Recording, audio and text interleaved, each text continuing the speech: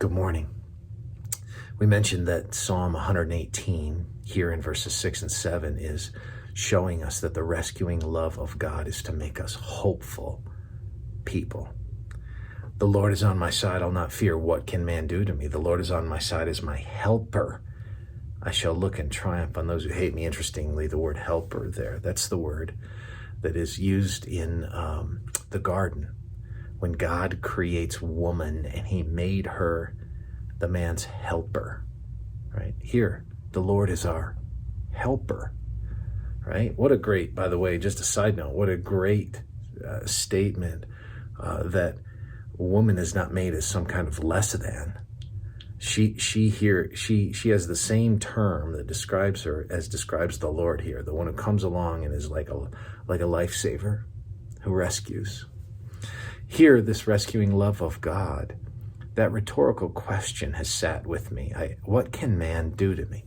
And I mentioned he could make you feel insecure, but it would only send you, if you're leaning into the rescuing love of God, it would only send you into the true loving arms of the one who identifies you and who can love you with a love that is not deterred, that is perseverant. What other things can man do, but that ultimately God flips the script on because of his rescuing love? Well, he could cause you temporary sorrow, could break your heart. You have family that's broken your heart. But what does God do? God in his rescuing love says, lean into me and I'll give you everlasting joy. Revelation 21:4, he'll wipe away every tear from their eyes and death shall be no more. Neither shall there be mourning nor crying nor pain anymore, for the former things have passed away. God's rescuing love offers you, instead of the sorrow, it offers you an eternal joy.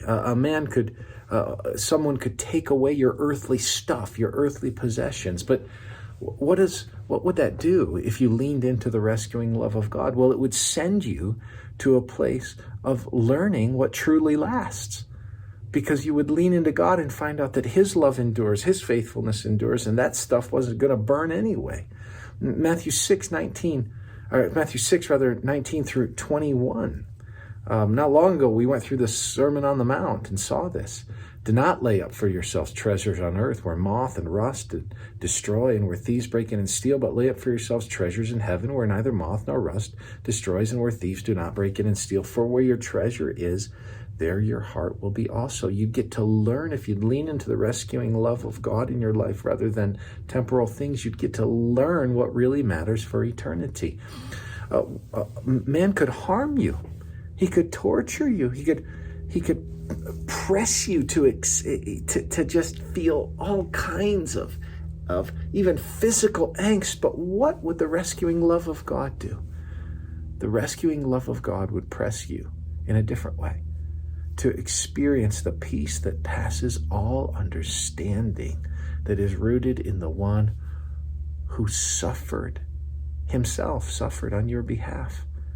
The Lord's at hand. Philippians 4:5, the latter part of that verse says, don't be anxious about anything, but in everything by prayer and supplication with thanksgiving, let your requests be made known to God, and the peace of God, which surpasses all understanding, will guard your hearts and your minds in Christ Jesus. When you feel pressed, lean into the rescuing love of God. What can man do to you? Well, he can harm you, and God can give you a peace that passes all understanding, even in the midst of difficulty. He could kill you. What would that do? Oh, well, that would just send you to live with God for eternity. Because as Romans 8 tells us, nothing can separate you from the love of God in Christ. So be hopeful, because whatever man can do to you, the rescuing love of God not just nullifies, but actually turns it to blessing. May the Lord encourage you today.